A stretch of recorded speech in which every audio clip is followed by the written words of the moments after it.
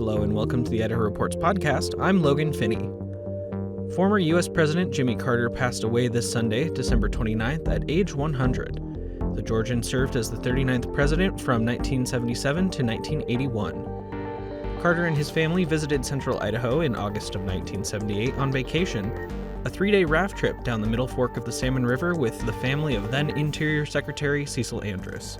Idaho Reports covered the president's arrival and the surrounding posse at the time, presented here by then-host Mark Johnson.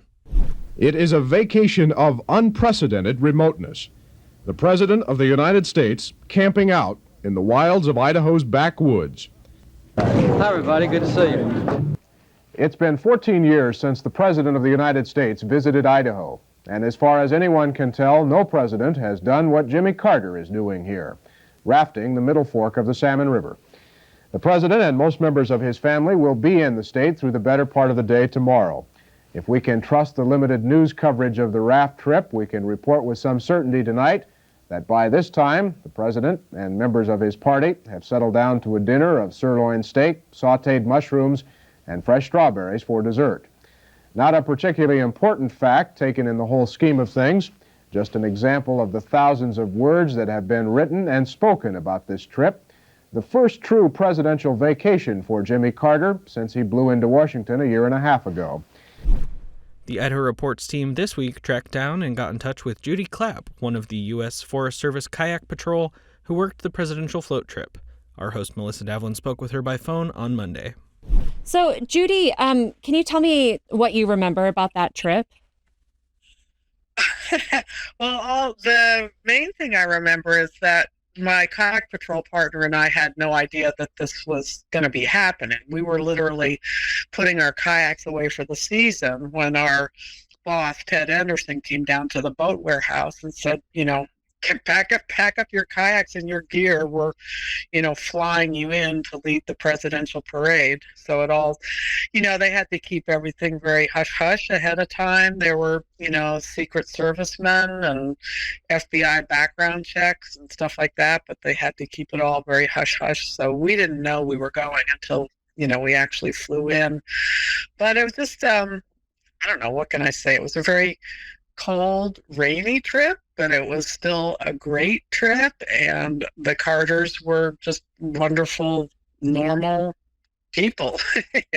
I mean, Amy was about 10 years old at the time, and I remember giving her a ride in my kayak, and her dad, telling her to be sure to rinse the sand off her feet before she got in my kayak. And Rosalind was really concerned about whether or not I was cold, because we're just in wetsuits kayaking through white water. And, they were doing a lot of fishing and just having a really good family trip. But, you'd also get to camp and you'd be surrounded by, Secret Servicemen on the edges of camp with guns and stuff. So it was kind of a different experience in that way. Normal in a lot of ways, and then you get the reminder that you have a president with you. Yeah. And I still remember asking one of the Secret Service guys, it's like, well, could you, what he said was, he said they couldn't possibly protect him from every angle. Like, let's just say some crazy gunman got up into the mountains somehow and, with a high-powered rifle or something. They said they couldn't necessarily protect him, but that the person wouldn't get away with it. So right. I still remember him telling me that. No, I read someone else's diary about this, and they said that the Secret Service was really stressed out at the time because there were just so many trees and so many places where someone could hide. Yeah, there was no way to really offer full protection. I mean, they could keep an eye out, they could stand guard, but yeah, if there were some kind of sniper in the wilderness or something like that, it would be, just hard to protect them from every angle. At the time, how experienced were you? I mean, this obviously wasn't your first trip. No, I had been working on Kayak Patrol for several seasons by then, so I had done, quite a few trips down the river by then. Fantastic. How quick of a trip was it? Someone just asked me that today. I think it was a 3-day trip. We flew into Indian Creek. There is a put in further up the river, but this trip was in August, and by then the river's pretty low, and there isn't enough water really to float the larger boats. So they flew us into Indian Creek, and I'm pretty sure it was a 3-day trip.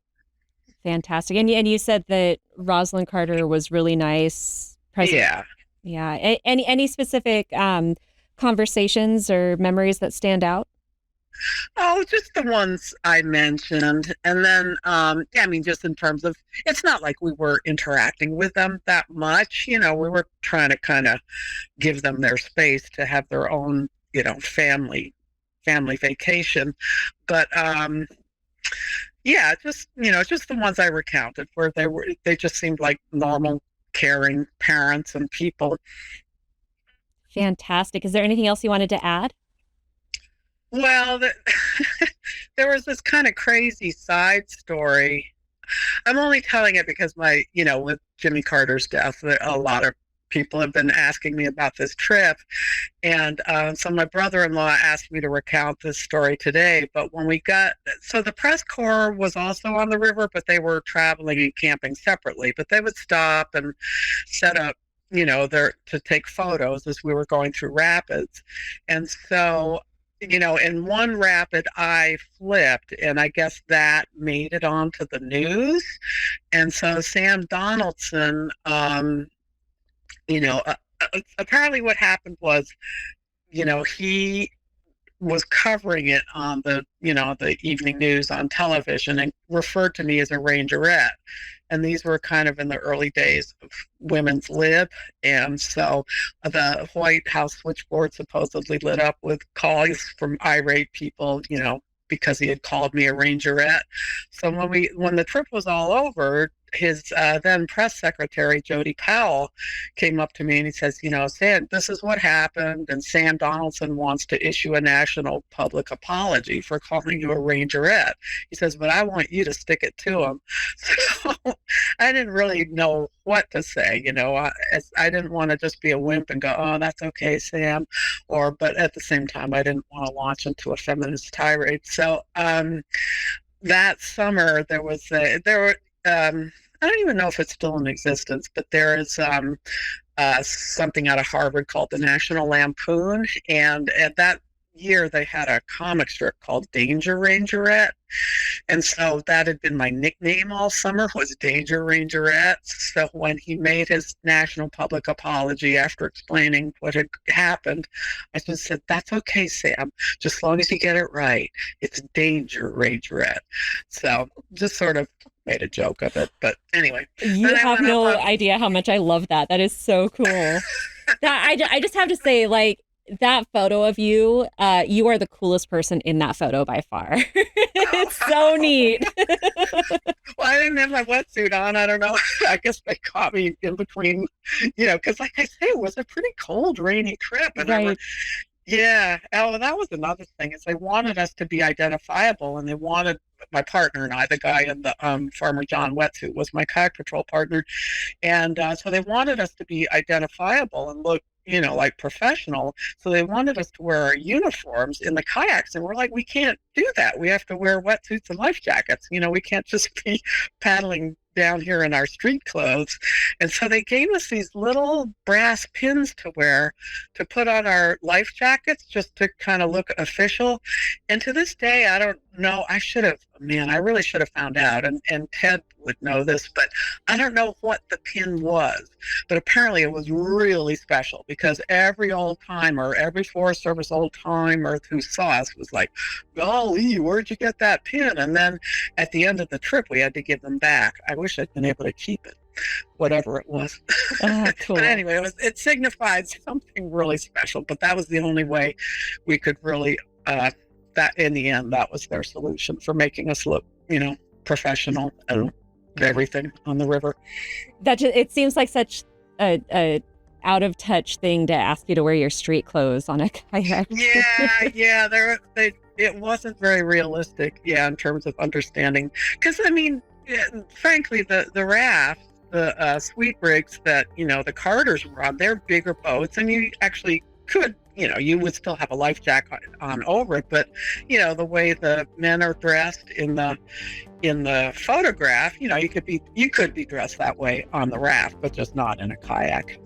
Yeah. Well, I cannot thank you enough for your time. Thank you so much for calling me back. And I imagine everyone's asking you to recount this trip from 44 years ago. So we really appreciate it.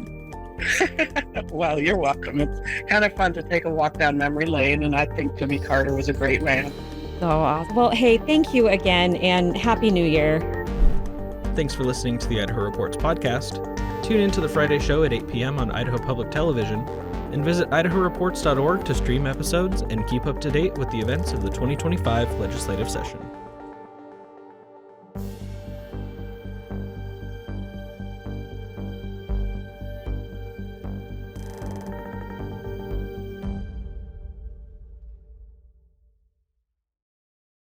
Programming support is provided by the Idaho Humanities Council, deepening understanding of the shared human experience by connecting people with ideas and local public programs exploring history, law, literature, and citizenship through the humanities.